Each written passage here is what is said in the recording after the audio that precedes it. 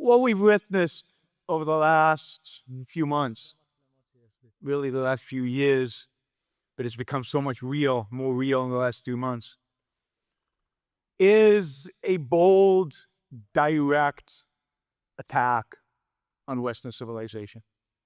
We saw it on October 7th in visceral, bloody terms. But in some ways, more disturbing is the attacks, the protests, the demonstrations, the riots in support of the barbarians who launched the attack on October 7th in American universities. And it's not that these people love Hamas. It's not that they know anything about Hamas. They don't know where they are. They don't know. They can't identify the river to the sea. They don't know anything. What drives them is not any positive value. It's not anything that they are pro. What drives them is hate. Hate of what? Hate of Western civilization. They despise it. They hate it. They reject it. Their professors have taught them to hate it and reject it. That everything about them, everything about Western civilization is bad. And to the extent that there's anything good, like we're rich, that is all a consequence of colonialism. That's all the consequences of slavery and so on. They undermine every aspect of Western civilization. And the product is these students you see in Colombia and everything else, everywhere else. The left, or the far left certainly, has completely given up on civilization. They have clearly sided with the barbarians. So is it better on the right? Well, if you look at the far right, what you see is people like, Michael Knowles, hearkening back, wishing we could somehow return to a culture of 1220, the year 1220, dominated by religion, convinced that the only thing that can save us from those leftists is Christianity. They want to skip back all the way to the Dark or Middle Ages. That is their conception of saving Western civilization. Indeed, that's the conception of civilization, is religion, faith, and everything that goes with it. And then, so we have attacks on civilization, both from the left and from the right. And then, of course, there are attacks, physical attacks by Hamas, the Islamists all over the world, Russia, in Ukraine, although many of those on the right think that Russia are actually the ones representing Western civilization against all the bad guys in Western Europe who are anti-civilization.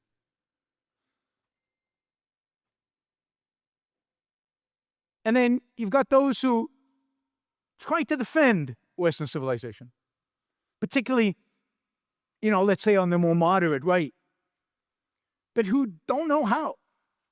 They can't define it. They want the wealth and the technology and the prosperity and maybe even the political freedom that is associated with Western civilization. But to them, Western civilization is, at the end of the day, when push comes to shove, it is Christianity. They can't escape Christianity. They can't escape faith. They can't escape altruism. They can't escape collectivism. And even though some of them have very good intentions, they really do care. They're really upset about what's happening at the universities, and they're even upset about what's happening on the far right. They have no tools to defend what is this, the world around us. The amazing life, prosperity, achievement that we have, that we are the beneficiaries of, centuries of progress and knowledge and wealth. So they were impotent in defending the West. And this is partially why, to a large extent, why the bad guys are doing so well. Because those who try to defend the West are doing such a poor, pathetic job. And indeed, by defending it on the basis of religion, indeed undermining the whole case for. So, what we want to talk about tonight, and I think to a large extent, the rest of the conference, the number of talks that kind of connect to this theme, is what is Western civilization? How do we define it?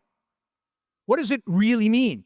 If it's not religion, stuff to make that case, then what is it? What are we fighting for? What is the positive that we are fighting for? And of course, is it worth it? And I'm not going to spend a lot of time on this because I think everybody here knows that it's worth it. We live amazing lives. Long, relatively healthy, relatively peaceful, here in the US at least.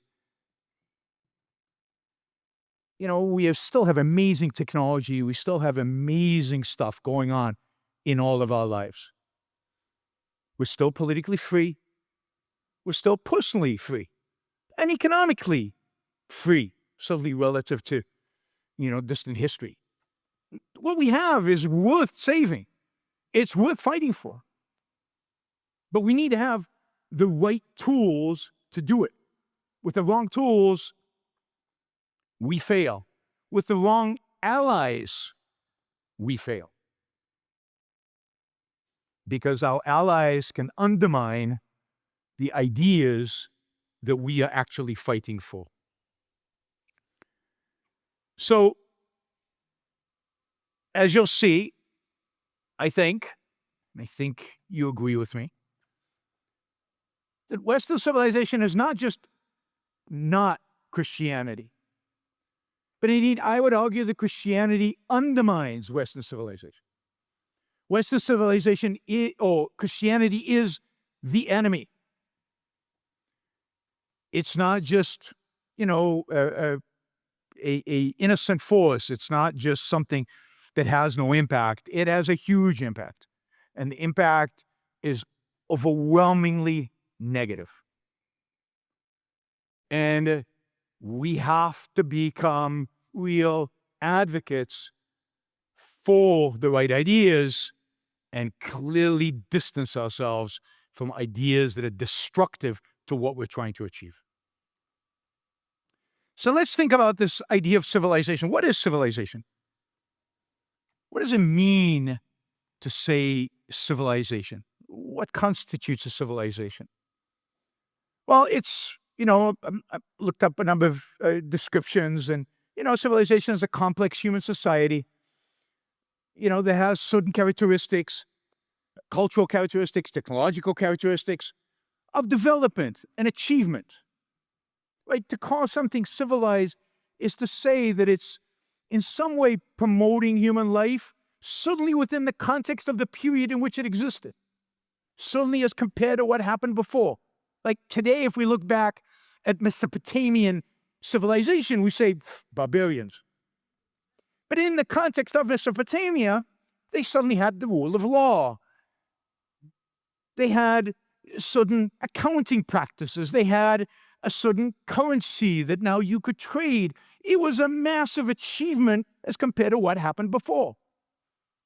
And of course, the civilizations that came afterwards were achievements as compared to what happened before. Might not have been as compared looking backwards, but you can't judge looking backwards. You have to judge in the context of when the civilization happened. So a civilized society is typically one that, develops a culture that has art, that has literature, science, architecture, technology, some economic activity. And again, you can identify with each one of these ancient civilizations, you can identify that they all have that. Again, it might all be very primitive looking backwards, but at the time, it was an achievement. Civilizations are achievements, and they embody achievements. And, we know Mesopotamia was a civilization. Egypt was, obviously Greece and Rome.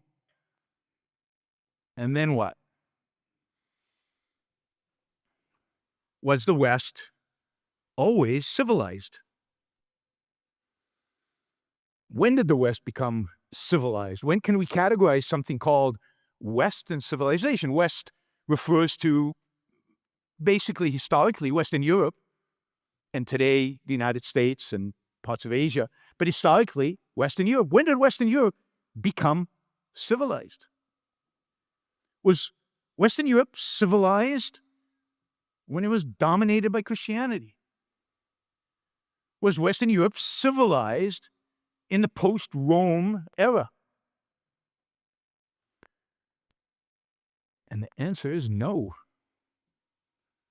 It was a period of destruction. It was a period of poverty. It was a period in which Europe produced very little, created nothing of value. And look, there's a lot of revisionist historians out there that will tell you they made this little achievement or that little achievement. A lot of those achievements, they're copying somebody else. And the achievements are small, tiny, in comparison to what comes after, or in comparison to what came before. You know, one of the characteristics of civilization is urbanism, the people going and living in cities. Cities, to a large extent, represent civilization. We interact with a lot of people. We trade, division of labor. We benefit from division of labor and expertise and specialization. You know, Rome, the city of Rome, peaked at over 1 million people in somewhere around 200 AD. Over 1 million people. 200 years later, it's maybe at 30,000. It bottoms at like 10,000, and then slowly the population rises. But you know when the next city in Europe to reach 1 million people, when that happens?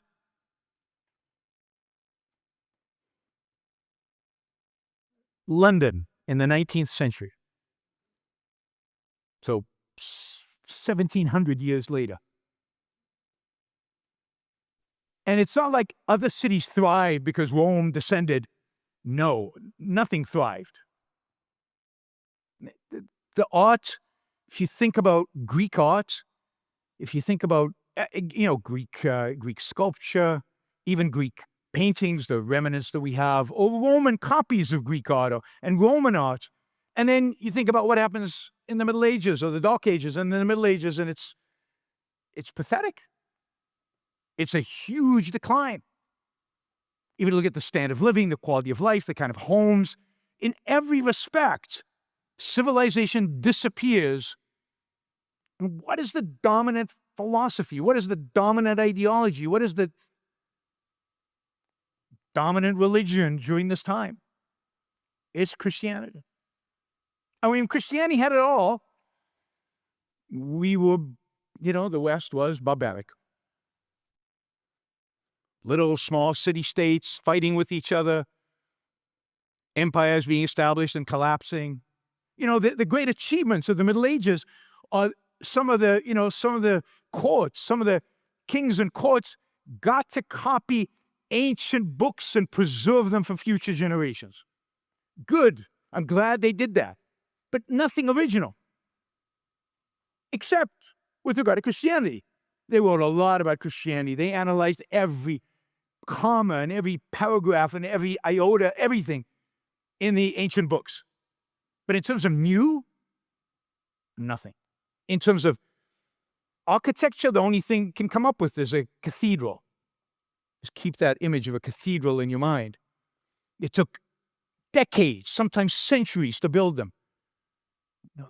Dozens of people, hundreds of people died often in the construction. Just think about the material wealth that was taken from people who could barely survive because they were subsistence farmers, and now they had to pay for this. I know people love cathedrals. I think of them in monstrosities because of what they represent. And of course, they're there to do what? To make you feel small in the face of religion, in the face of God. So, there was no Western civilization when Christianity dominated. And indeed, at the same time, there were other civilizations. There was a Chinese civilization. You can go back, you can see, laws, you can see technology, you can see some advancement. Again, in the context of the time, not bad at all. Or an Islamic civilization, which had significant advances in mathematics, medicine, science. They were actually civilizations. The West was not one. And the easiest way is to compare life in the West, life during a brief period in Islam, and even life in China. And it's dramatically better in these other places. They're richer, they're more prosperous, they're doing much better. So when does Western civilization really become, or when is it born, if you will? I think most of you know the story, but it's when they, in a sense, rediscover Athens. You know, Ben Shapiro wrote a book about the origins of Western civilization, and he wrote that Western civilization is the merger and combination of Jerusalem, representing the Judeo-Christian tradition, and Athens. But indeed, when Jerusalem was left alone, what we got is the barbarism of the Dark Ages, of the Middle Ages. It's only bringing Athens to people's awareness, and particularly Aristotle, by Aquinas and Abelard and many other thinkers of the Middle Ages, start talking about it, start writing about it, and start integrating it into their ideas, that the seeds of Western civilization, the seeds are planted. And those seeds flower in what we call today the Renaissance. A Renaissance, not a biblical scholarship, a Renaissance of ancient philosophy, but primarily art and aesthetics. They flourish when we get artists inspired by what they discover people did over 1,000 years earlier. They discover the sculptures of Rome, the sculptures of Greece, and they're blown away. They discover the ruins of the Parthenon, and they don't know how they built that. They have no clue.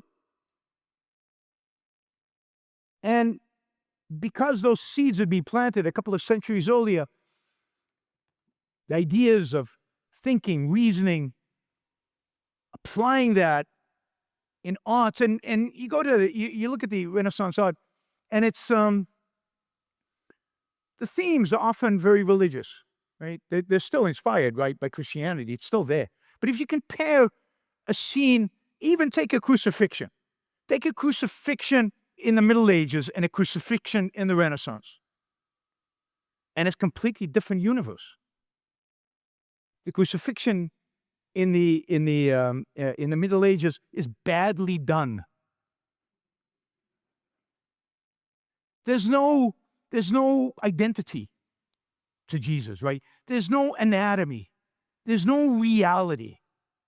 It's just a symbol. You look at the crucifixion in the Renaissance, and it's in this world. You can identify a world. The world is knowable. The world is visible. And that's a human being, and a human being with muscular and anatomy. They know anatomy, and they have perspective, and there's a background, and there's a reality to it that just doesn't exist before, because the whole orientation has changed. The orientation now is towards reality. It's not about religious symbolism. It's primarily about the reality. Now, the message is often still religious, because that is now gone.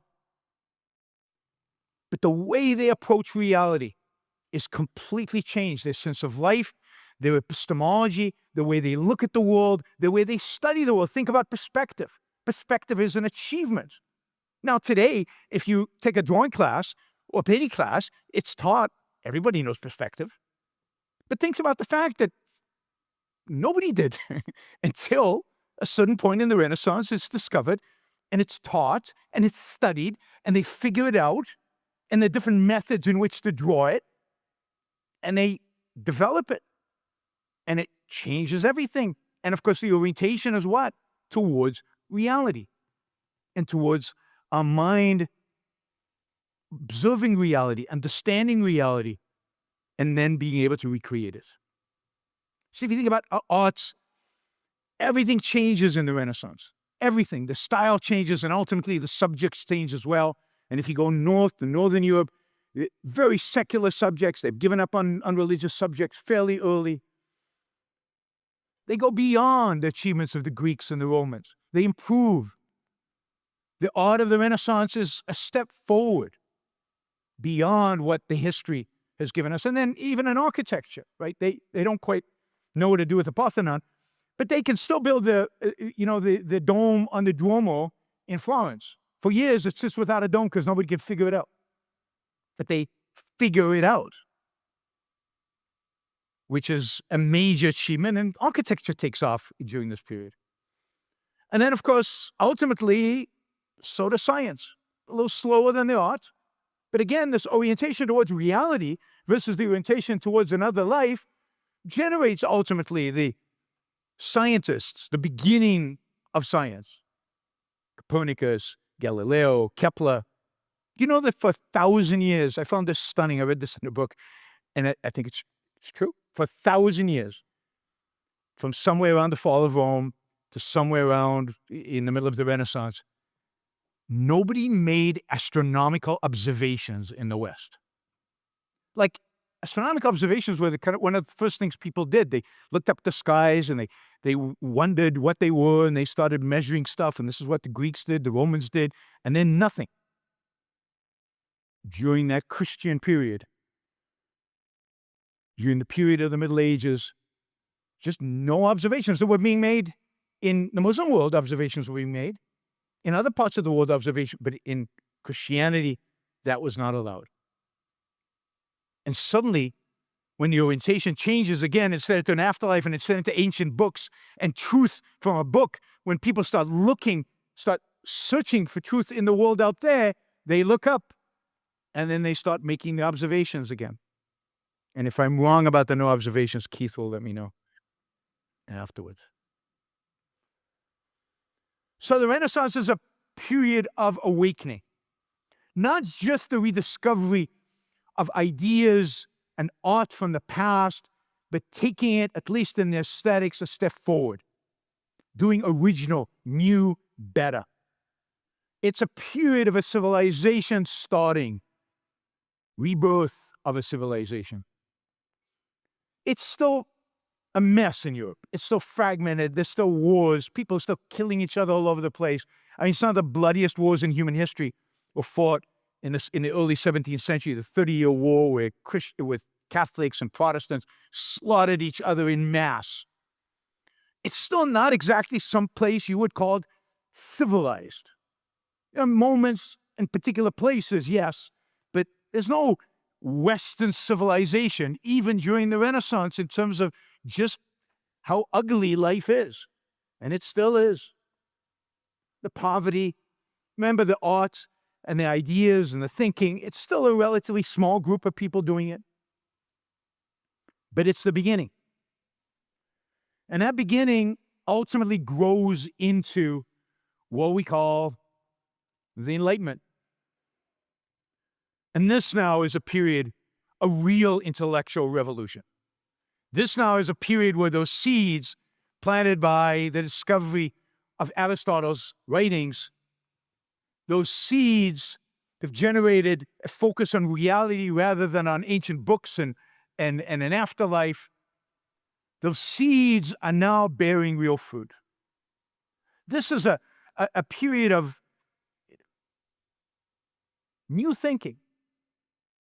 For the first time in the modern world, we get philosophers writing about new ideas. Most of them are wrong, but they've attached themselves from the truth is in that ancient book, or the truth is in ancient philosophy, and we have nothing to add, and now they're adding. It's not great, but it's a move forward. Whether it's Bacon or Descartes, or the beginning of the Enlightenment is really Spinoza, and ultimately, and Hobbes, and then ultimately, of course, John Locke, who in many ways changes everything, or at least brings forward some of the key ideas of what the Enlightenment is about. They're trying to understand the world. They're trying to understand the world in a secular way. They're trying to understand the world using reason. Not ancient books, not revelation, reason. They're trying to understand what is going on. Again, many of them very flawed. But this is an effort, a beginning. There's a growing respect for reason, the senses, the mind. And of course, with John Locke, there's a respect for the individual. You get that already in the art of the Renaissance. But for the first time now, you're getting it manifest in ideas. People are talking about individuals and rights of individuals. And this is the beginning of a real revolution. It happens, of course, at the same time, because of this respect for reason, the respect for the world out there, as a scientific revolution is going on. Newton and dozens and dozens of scholars and scientists, and you get the founding of groups of scientists who come together to do research together and to think about these things together. The most famous of which is the Royal Society in London, where Newton is the president at some point, and scientists are getting together to discuss ideas, present papers, present hypotheses, and discuss them and debate them based on reason, based on evidence, science. During this period, something called the Republic of Letters. I find that this is fascinating, particularly for a pre-internet world, right? There are thousands of people around Europe writing letters, and the United States, because by this point, people like Franklin and Jefferson are participating, writing letters to each other, basically writing essays to one another and commenting on each other's work. And they're writing to each other. Voltaire, I think, wrote 15,000 letters in his life. And we're not talking about a 3-word email like I write, but we're talking about real intellectual content that people are sharing with one another and exchanging ideas. It was called the Republic of Letters, a republic because it was so vast. And these intellectuals all over Europe, it's now spreading. It starts in England and France, but it's Germany, and it's, as I said, the United States, and it's Italy, and it's everywhere. A big project during this period is in France. They're going to write the first encyclopedia. I mean, think about this. They want to document in writing all the knowledge in the world. They put it down in writing. It's this magnificent project. And they get all the leading intellectuals of the time to write essays about all kinds of topics, from, science and arts and philosophy and mathematics, and everything is, they have drawings, and including the practical art. How do you, make a nail? Things, everything is documented, everything. And think about that kind of project. Would have been impossible 200 years earlier. Nobody would have conceived of it. Knowledge, all the knowledge in the world, it's already there. It's called the Bible. And, this is done by people who are, particularly the two editors of the encyclopedia, are explicit atheists. One of them, Diderot, is sent to jail because he's an atheist and has to kind of tone it down for the rest of his life in order not to return to jail. A lot of these intellectuals are working in environments that are very, very difficult, where then there's no free speech. Voltaire has to live in Geneva. He wants to live in Paris. So it's difficult for them. And yet they are changing the world around them. The idea of economic progress, the idea of growth, an economy can grow, that we can achieve greater and greater and greater wealth and greater prosperity, comes out of this period. It's a period where they're embracing reason explicitly. They're talking about reason. They're talking about what it means and how important it is in life. And this is the way we know the world. We can't count on what's come before. We have to discover for ourselves what is true and what is not. Again, they don't get it completely right. We'll get to that. And of course, they're challenging the dogma of religion. They're making fun of religion. They're attacking religion. They're fighting against religion. Most of them are still religious, but they hate the dogma of it. And they want it to be marginalized, to play not an important part. Reason is what they believe is how we know almost everything. They still leave a little room for faith. Again, Diderot is an exception, not the rule. They embrace, individualism, following John Locke and the idea of individual rights. But some of these French Enlightenment figures are trying to think about an alternative moral code to Christianity. They can't figure it out, and they don't figure it out. They don't come up with a solution, but they're thinking about it. And the pursuit of happiness is part of what comes out of this. Life is good. Like, happiness should be pursued. This is good. They don't quite know what to do with that. But this is the direction that they're heading. You're getting individualism, the worth of the individual, that the individual is the unit that matters politically. And of course, all of this comes together with the greatest achievement of the Enlightenment. The greatest achievement in the Enlightenment is what? It's this country. It's the United States of America. The founding fathers were men of the Enlightenment. They were part of the Republic of Letters. They were communicating with thinkers, and they were reading each other's books. And they wanted to build a country based on these principles. The principles of reason and individual rights, of reason and individualism, and political liberty as a consequence of the fact that each one of us can reason. And force being the enemy of reason, you know the argument. And the outcome is the creation of this country. This is the political fruition of the Age of Enlightenment. And the consequence in the following 100 years, following, the Enlightenment is 1650, let's say, to 1800, just generally or 1792 to the French Revolution. The consequence of the world we have.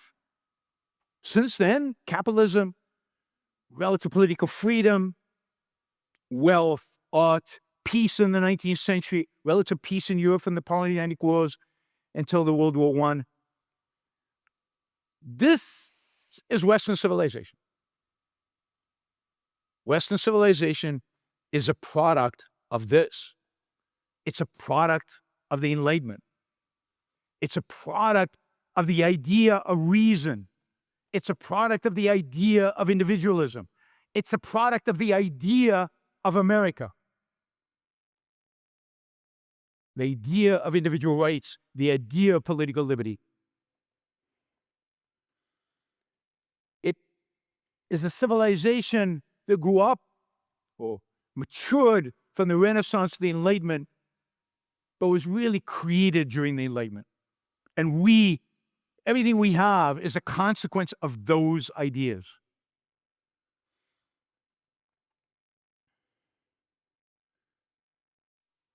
Sadly, the philosophers of the Enlightenment were flawed. They didn't quite understand the full defense of reason as our basic means of survival, reason as our only means of knowledge. They didn't have it philosophically down. They didn't come up with an alternative to a Christian morality. They tried, they pushed, they experimented, but they couldn't do it. They had this sense of life. Pursuit of happiness appears in our Declaration of Independence as a consequence, right? The right of the individual to his life, liberty, and pursuit of happiness. But they didn't have an alternative to altruistic Christian morality. And even with all of those flaws, we get the world that we get. We get the prosperity of the last 150 years. And of course, as a consequence of these weaknesses, they get attacked immediately, starting from within, from among them. Rousseau is the first, but then Hume and Kant and all the rest of the philosophers after that. And of course, Christianity's always in the background, pushing against these ideas, rebelling against the progress that is happening, rebelling against the idea of reason, rebelling against individualism. It's always there. And the consequence of the failure of the Enlightenment and the rebellion of the intellectuals and the bad ideas is the horrors of the early 20th century, World War I, World War II, and of course the mixed economy that we have. We don't have capitalism. But we survived. We survived as a civilization. And we survived as a civilization because of the power of these ideas. We still have some political economic freedom. Technology and science are still advancing. Economic growth still exists. We're prosperous. We're militarily strong. We have skyscrapers. We survived because of those ideas. The power of those ideas is so mighty that in spite of all the attacks against them, our culture resists, barely, but it resists, and we push forward. Can't go on forever. Can go on forever. But we live in a civilization like no other in history. Greatest civilization in human history, Western civilization, is indeed great. Those moral relativists, multiculturalists, don't know what they're talking about. This is the place to live, but it could be so much better. And particularly now, it seems all to be hanging on a thread. It's attacked by the mystics, the altruists, the collectivists, from every direction, from every side. And we have no allies. There's very few voices here and there defending reason and enlightenment. And when they do, it's weak because they don't have a philosophical backbone. They don't really have the justification. They're stuck in a philosophy that is as developed as it was in the Enlightenment. Nothing has progressed since then.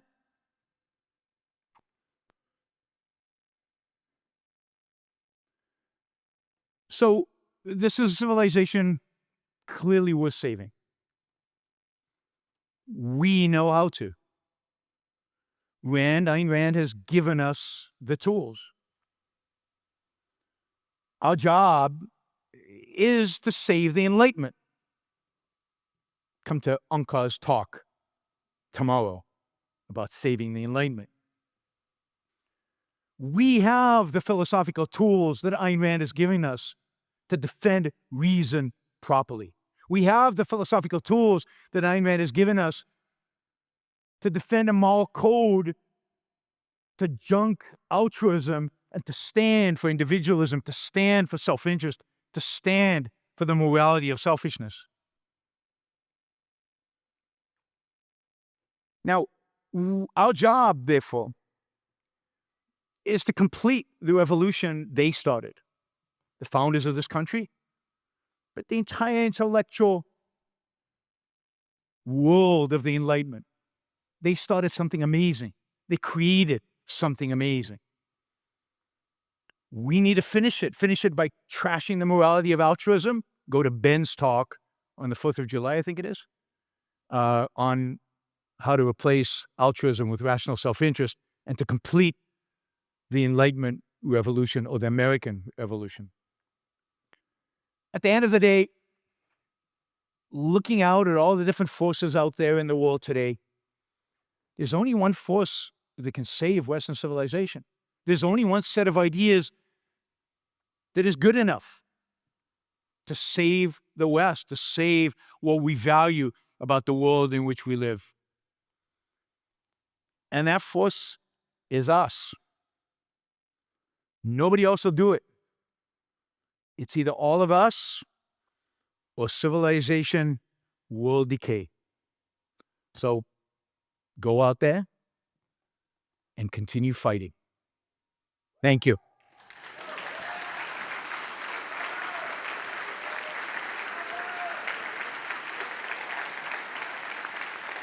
No water.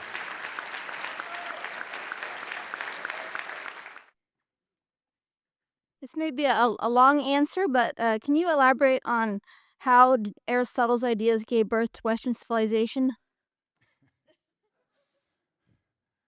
Um, Basically, what Aristotle does, and it's a good question to ask some of the philosophers in the room to get more depth answer. But basically, what Aristotle's philosophy is advocating for is reason, is the use of our mind to understand the world. In many respects, Aristotle sets us up. I mean, he's the first scientist. He's the first person who's going out there in the world and trying to figure out exactly how things work. So it's reason. But then, of course, he also have an ethic, a morality that is focused on the individual, focused on your own flourishing, your own success as an individual.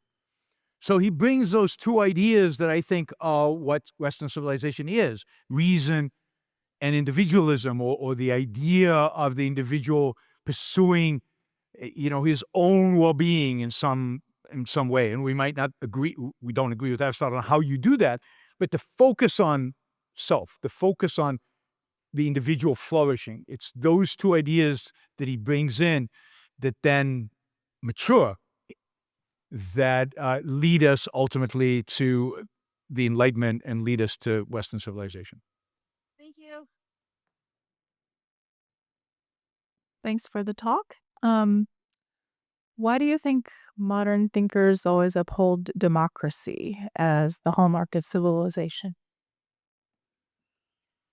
Well, I mean, for a number of reasons. One, I think that so the positive side of that is that they recognize that people should be autonomous. They should be able to decide for themselves. And democracy is representing a political manifestation of that, of going out and expressing yourself politically. They view as crucial, and coming out of, again, Enlightenment ideas about the sovereignty of the individual, and that there should be no sovereign over the individual. But they're also, poisoned by ideas. Uh, they don't quite understand force. They don't understand, the dangers of democracy, the evil of democracy. Although, again, Enlightenment figures warned them about it, right? I mean, Madison writes quite well about why democracy is a dangerous, dangerous thing when we mean majority rule by it, right? When we mean the majorities can vote on anything, then what do? They oppress minorities.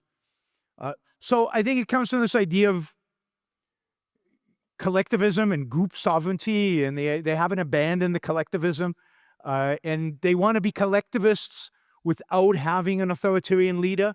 So they allow the group to dictate, the lives of individuals, or the lives of the minority in the political system, and dominate them. So it's the collectivism. They haven't given up on collectivism.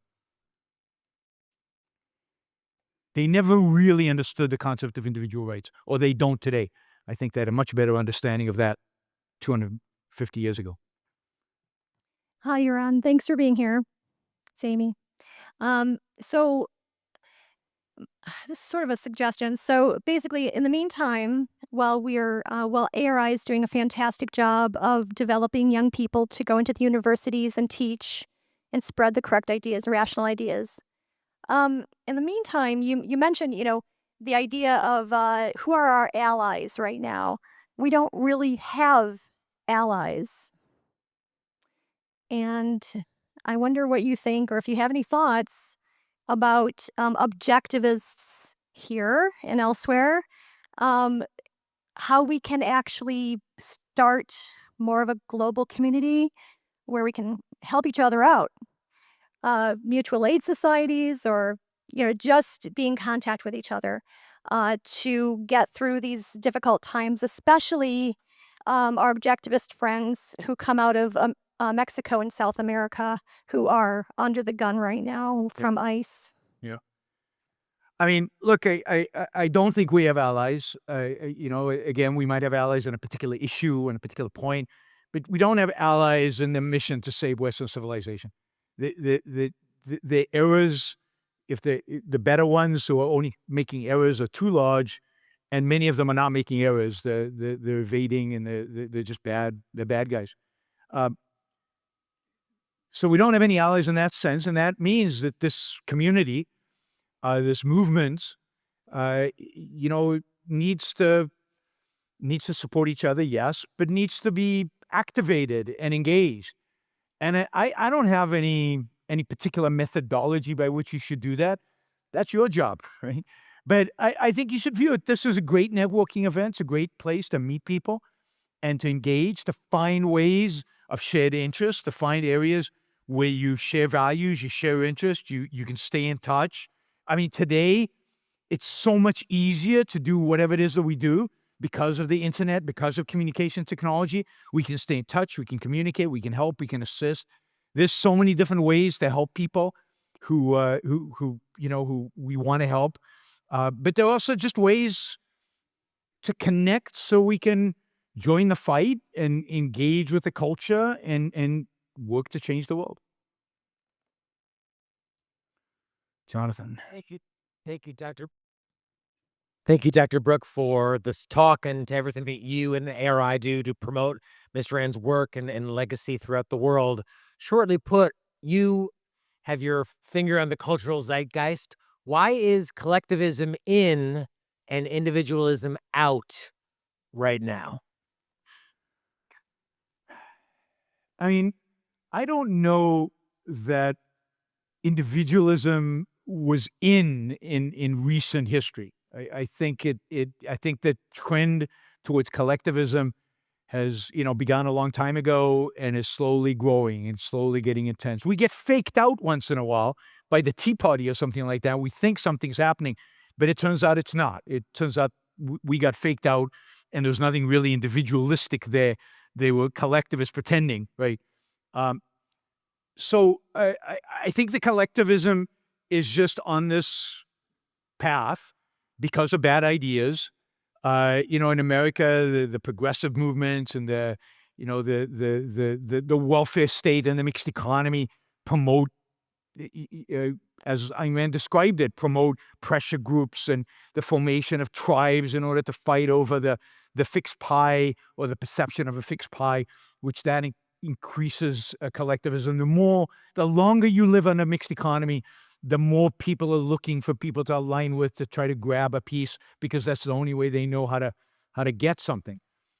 So I think it's just the time under a mixed economy, and there's a slow erosion of the American spirit. I mean, there's a whole talk to be given about what's happened in the last, I'd say since 9/11, the last 25 years, and how 9/11 basically demolished our confidence in America, um, in American security, in America being an exceptional place, in America's ability to project power into the world. Iraq and Afghanistan were complete disasters, which I think really demoralized Americans. And then you got the financial crisis that led us all to think that capitalism was worthless, that capitalism was bad, and that was hopeless. And that is another hit against everything. And again, the intellectuals are supporting this. This is all because of the intellectuals and how they interpret all this. And what we're seeing today is the impact of collectivism and the slow disappearance of the American sense of life. So the American sense of life slowly being chipped away at, I think particularly since 9/11. And what we're seeing today is collectivism in the form of particularly barbaric form of tribalism, political tribalism, thought, people not thinking for themselves, the lack of any kind of individuality or any kind of independent thought. And it's difficult to reverse without ideology to replace the existing collectivism and the existing altruism. There's just nowhere for them to go other than everything conventional is collectivistic and altruistic.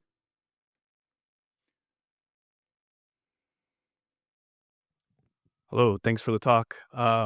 Is it possible, or is there an identifiable pathway to getting modern popular intellectuals, such as Peterson, maybe Dawkins, Joe Rogan?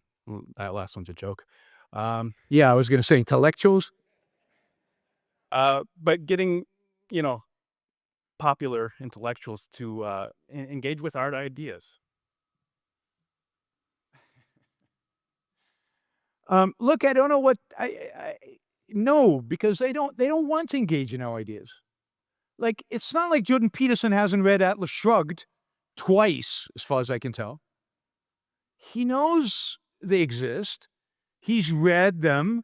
He's kind of engaged with them, right? He's talked to some people about them, but he can't he can't understand them. He can't, because there's something about his philosophy that is just blocks him, and he won't go there. It would cause him to have to rethink so much of what he believes in. But it's like, what else can you do if somebody reads Atlas Shrugged twice? And what am I going to say, or anybody going to say, or Anka's going to say, or Greg's going to say to him that'll change his mind and engage with? So they engage superficially. Kendra, who else did you mention? Peterson. Who's the other one? Dawkins. Yeah, Dawkins, I think, is hopeless. I mean, he's committed to altruism. And what did he say? He's a cultural Christian.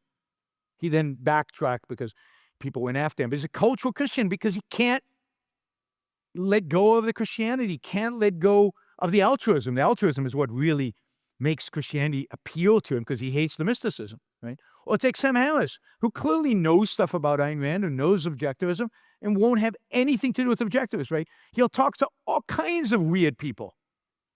Joe Rogan, right? All kinds of complete nuts, but Joe Rogan will not have an objectivist. It's like there's a line in the sand. You can be a Nazi apologist.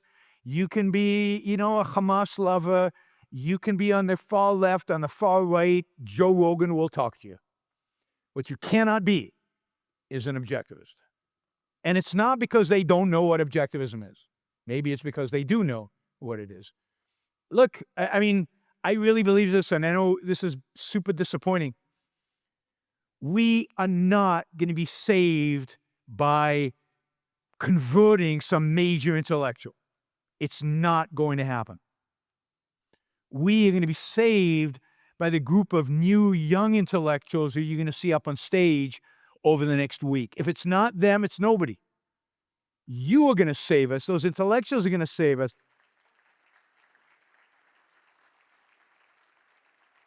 Jordan Peterson is just dragging us deeper into the quicksand. I mean, he is. He's making it worse. He's not making it better, because he's elevating religion, and he's elevating Christianity, or religion in one form or another. And that, by doing that, he is sinking Western civilization. I mean, I really mean it. Christianity is the enemy. So I am a militant atheist, because I think it's what's required today. Yeah. Dr. Brook, what is your projection of what the future of Western civilization will be?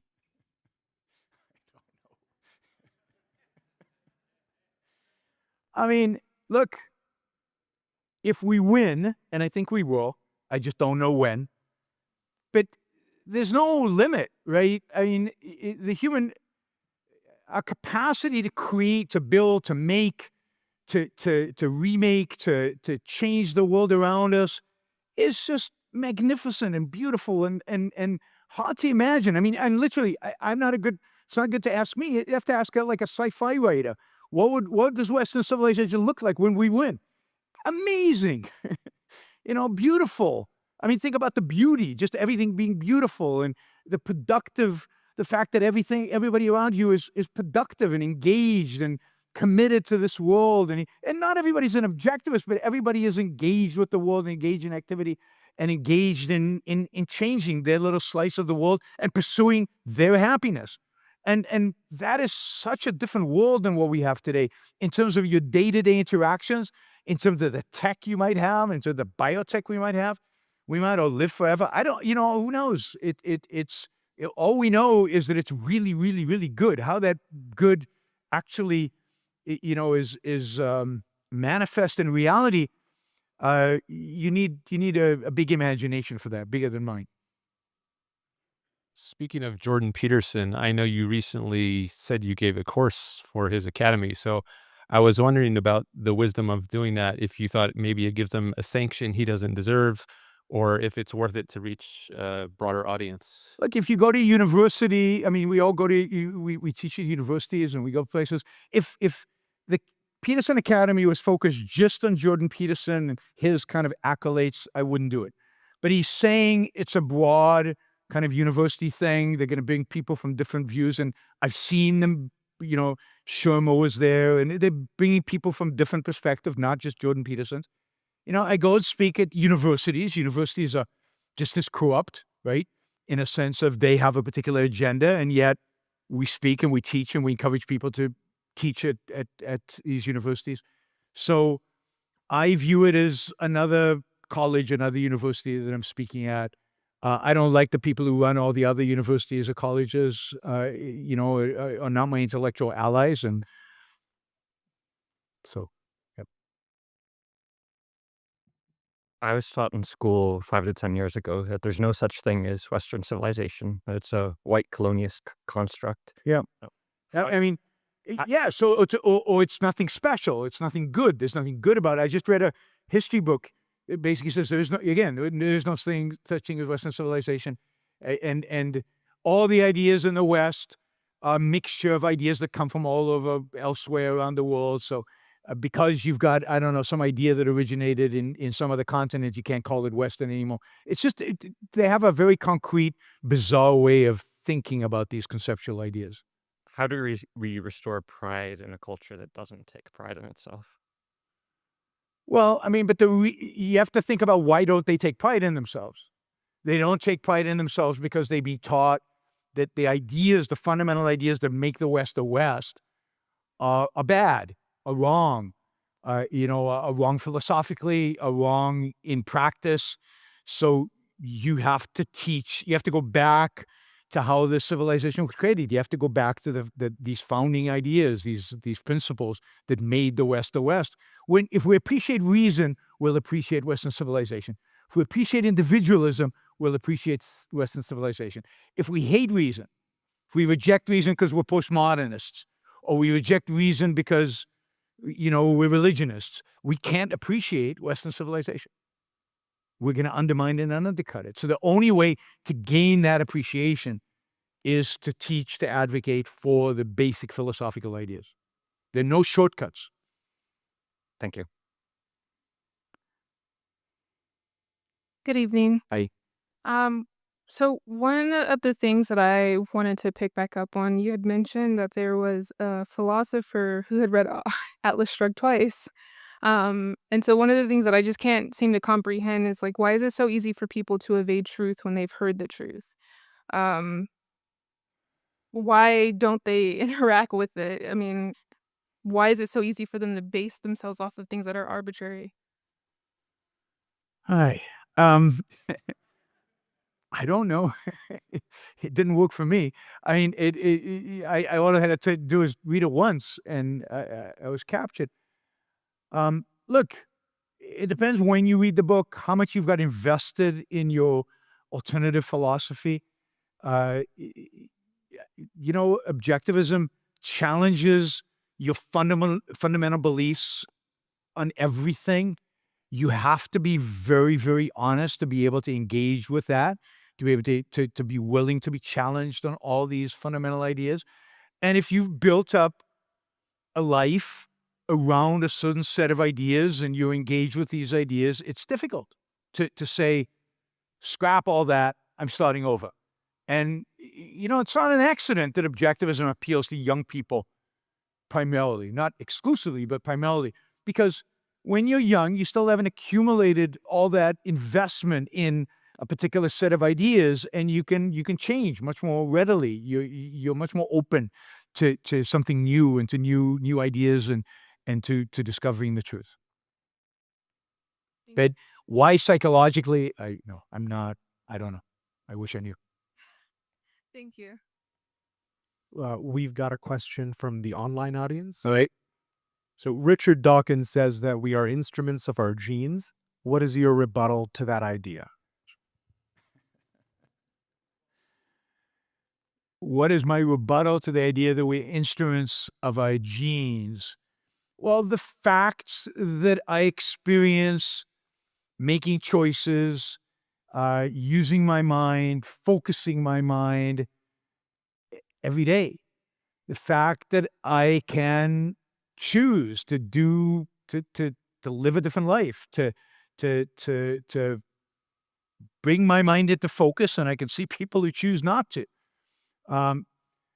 So you experience the fact of free will. You experience the fact of using your mind in a particular way, guided by you, guided by something that is not just your genes. So life is a rebuttal, I guess. A self-reflective life is a rebuttal. Your mic's off. Yeah. Hello. Okay. Hi. Thank you, Yaron. Thought I'd try and end on a positive note. I'm always looking for the simplest way to say things that gets through to people, obviously. And I found a couple lines that work that might be helpful to this audience. One is when I introduce Ayn Rand, one of the things I say about her is that she has done for philosophy what Newton did for physics. And then I just watch people's reaction. It gets their attention. In terms of religion, there's a line that I use that I usually do not get much pushback on. I say, asking people to say something is true that contradicts the evidence of their eyes and their brain is being disrespectful, period. That summarizes my view of religion. That's good. They have to take the next step, the things they then have to do. If that incentivizes them to do that, that's wonderful. Is that our last question? All right, let's make this the last question. Well, that works. Thank you, Yaron. Always a pleasure. Like everybody else in this room, I'm super excited about all of the new intellectuals that are emerging from the tremendous efforts that the Ayn Rand Institute is putting forth. It is, however, painfully obvious, and you don't have to walk very far outside the doors of this hotel to experience what is currently a horrible state of and failure of our public education in this country. The high schools, the colleges, and starting much younger than that, kids who can't read, they can't count back change, they're not being encouraged to read Rand. In your opinion, in addition to privatization of education, what else can we as a community do to promote saving Western civilization, starting with education, in addition, of course, to supporting ARI? Well, I think it's going to be very difficult to do anything without privatizing education. So whether that means a complete privatization of all of education, to some extent politically is a fantasy, or working on private schools and getting private schools open and getting kids into private schools and finding different models by which to finance those private schools and funding, and then, of course, developing good curriculum for those private schools, curriculum that actually teaches kids how to think and teaches kids real content. That's the biggest challenge we face, because if they come out of school without the basic tools, it's very difficult for them then to engage as adults with deeper philosophical content or with challenging content. One of the reasons, maybe one of the reasons again for the growing collectivism is the decline of the quality of education. As people's ability to think for themselves decline, they rely more on the group. If you can't think for yourself, you experience the emotion of fear. People who are afraid huddle up in groups and look for somebody to save them. And you're seeing that right now. We've got politicians who present themselves as saviors, and we've got a public that is eager to embrace saviors. And that goes to this whole idea of they can't think for themselves. They don't know how to. They haven't experienced it. The education system has failed them completely. Of course, they failed themselves because many of us went to public education and survived. So they failed themselves, but education is a huge part of it. And it's going to be very difficult to fundamentally, on a scale, change the culture unless we can change the educational system. And what I mean by that is not tinkering with it. I mean wholesale change and presenting people with an alternative that is private education. All right. Thank you. I have to wish my wife happy birthday. Yes. Like almost every year, her birthday is at Ocon, and I can't take her out to a nice dinner, which sucks. So, I appreciate everything she does to support me. I couldn't be here without her. I, I, I don't have a life without her. So, my love of my life. Thank you every time. Thanks, everybody.